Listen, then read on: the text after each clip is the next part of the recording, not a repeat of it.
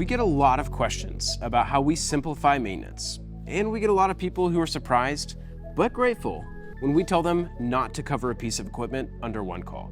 So Joe, tell me a little bit about how that works. How do we help customers determine what they should and shouldn't cover under OneCall? I'm glad you asked. We do get a lot of questions about that. We use a quick and easy ranking methodology. It's the backbone of our optimized maintenance strategy and is applied to a potential customer's IT estate list. It sounds complicated, but actually it's as easy as 1, 2, 3. Awesome. So let's break that down. Let's start with 3. If we tell a potential customer that something's a rank 3, what does that mean? Rank 3 means we recommend you keep your equipment on OEM contracts. This is typically newer gear that is dependent on the OEM for critical elements of service like restricted software updates or license subscriptions. Gotcha. So not a good fit for OneCall. Understood. What about rank 2? What does that mean?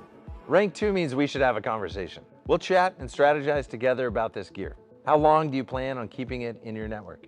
If you're standardizing on a specific software version, OneCall will likely make sense. Rank 2 helps you avoid buying unnecessary updates at a premium. And now we're at rank 1. So I'm assuming that means it's a great fit for OneCall. Exactly. This is the lowest hanging fruit, the biggest and easiest cost savings.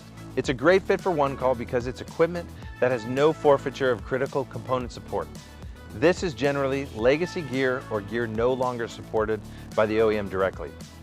It really is that simple. We do the heavy lifting and complex thinking, then provide you with a free and easy to understand list of rank 1, 2, and 3 equipment.